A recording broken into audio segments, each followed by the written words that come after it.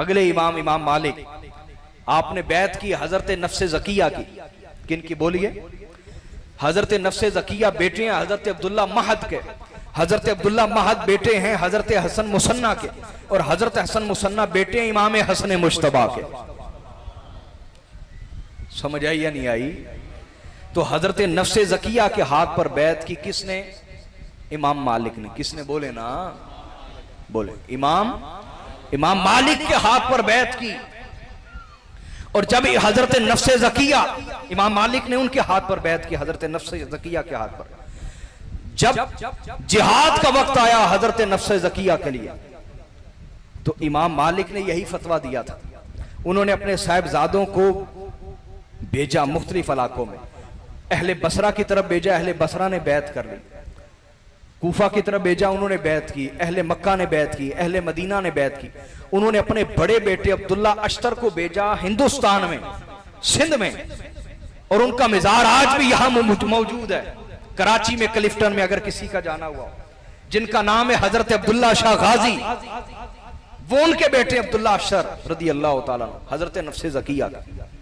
सबसे पहला सैयद जो बरे सगीर में आया है वो हजरत अब्दुल्ला अश्तर है, जिनका नाम अब्दुल्ला शाह गाजी है। आई बात समझ या नहीं आई? बोलिए। तो जब जिहाद का वक्त आया तो हजरत नफ्से ज़किया ने वही ऐलान किया कि मेरा साथ दो, जो इमाम ज़ैद ने ऐलान किया। तो हजरत इमाम मालिक ने भी वही फतवा दिया। फरमाया आज जो हजरत नफ्से ज़किया का साथ देगा, अल्लाह ताला उसे ग़ज़वे बदर में हुजूर के साथ शिरकत का अजर अता फरमाएगा। इस फतवे की पदाश में उनको जेल में कैद कर दिया गया। इमाम मालिक जेल में चले गए। तवज्जो कीजिए मेरी तरफ। हमें तो आज दीन बड़ी आसानी से मिल रहा है ना, इसलिए हमें उसकी कदर नहीं है, हमें उसकी कदर नहीं है।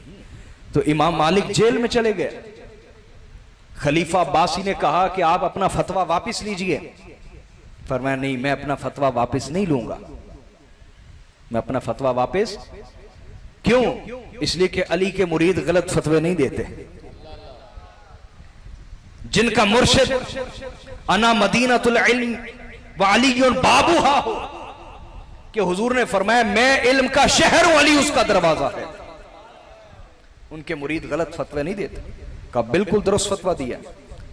उसने कहा इन्हें रोजाना कोड़े मारे जाए। इमाम मालिक को रोजाना कोड़े मारे जाते। इमाम मालिक को हर दिन कोड़े सहते, और फिर भी फरमाते कि मैं अहले बैत के साथ, मैं आले रसूल के साथ खड़ा हूं। हर दिन सजाएं सहते। ये सजाएं कौन सह रहा है? ये कोई मजदूर आदमी नहीं जिसका जिस्म बड़ा मजबूत होगा। ये वो शख्स है जिन्होंने 18 साल की उम्र में मिंबर रसूल मस्जिद नबवी में बैठ के दरसे हदीस देना शुरू किया, और उस वक्त उम्र मुबारक 60 साल हो चुकी है, बुजुर्गी है, बुढ़ापा है, रोजाना कोड़े खाते हैं, लेकिन आले रसूल का साथ नहीं छोड़ रहे। आले रसूल का साथ नहीं छोड़ रहे। बिल आखिर जब खलीफा अब्बासी ने देखा कि ये नहीं रुक रहे, 6 माह तक रोजाना कोड़े मारे जाते रहे आपको। इमाम मालिक सदा तवज्जो कीजिएगा, तवज्जो फरमाइएगा। 6 माह तक कोड़े लगते रहते। खलीफा अब्बासी ने वो हाथ, वो पूरा बाजू इमाम मालिक का तोड़ के जुदा कर दिया जिससे आले रसूल की हिमायत में फतवा लिखा था। इमाम मालिक ने बाजू कटवा लिया, लेकिन आले रसूल का साथ नहीं छोड़ा।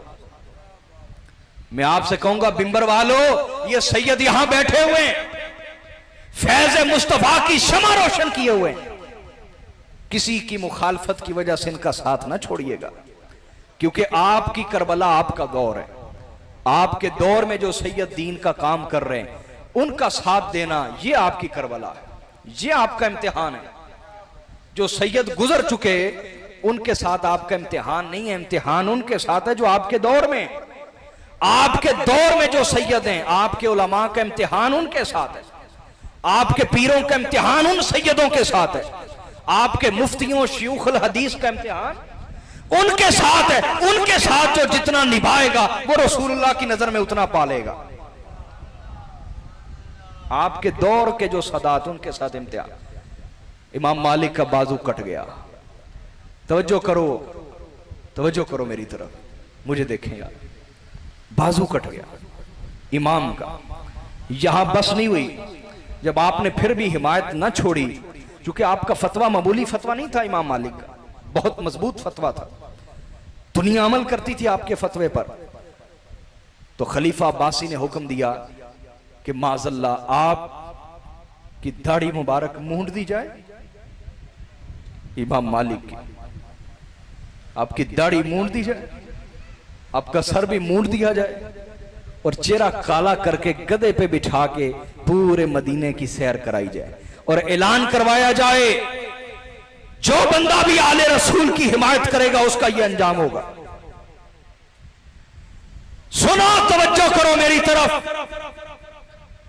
इमाम मालिक की दाढ़ी मूंड दी गई, सर मूंड दिया गया, चेहरा काला किया गया, गधे पे बिठाया गया। जब गली गली फिराया गया, आप जिस गली से गुजरते थे, तवज्जो, जिस गली से गुजरते थे फरमाते थे लोगों मन आराफनी फकद आराफनी, जो मुझे जानता है सो जानता है, वमन लम यारिफनी फअलैहि अन यारिफ अना मालिक इब्न अनस, जो मुझे नहीं जानता सो जान ले कि मैं मालिक बिन अनस हूं। मैं कल भी कहता था अली हक का इमाम है, मैं आज भी कहता हूं अली हक का इमाम है।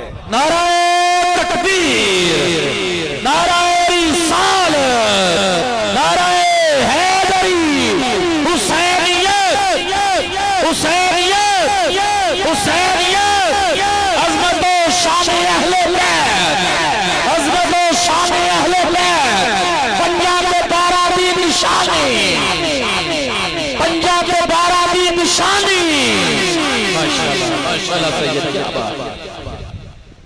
सजाएं सही, लेकिन आले रसूल का साथ ने छोड़ा इमाम मालिक ने।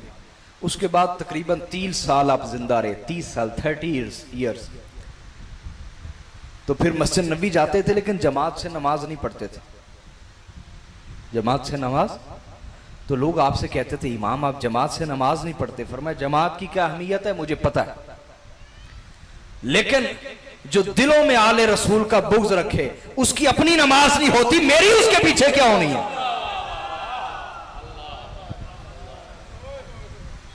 30 साल इमाम मालिक जिंदा रहे, जमात से नमाज नहीं पढ़ते थे, जनाजा नहीं पढ़ते थे किसी का।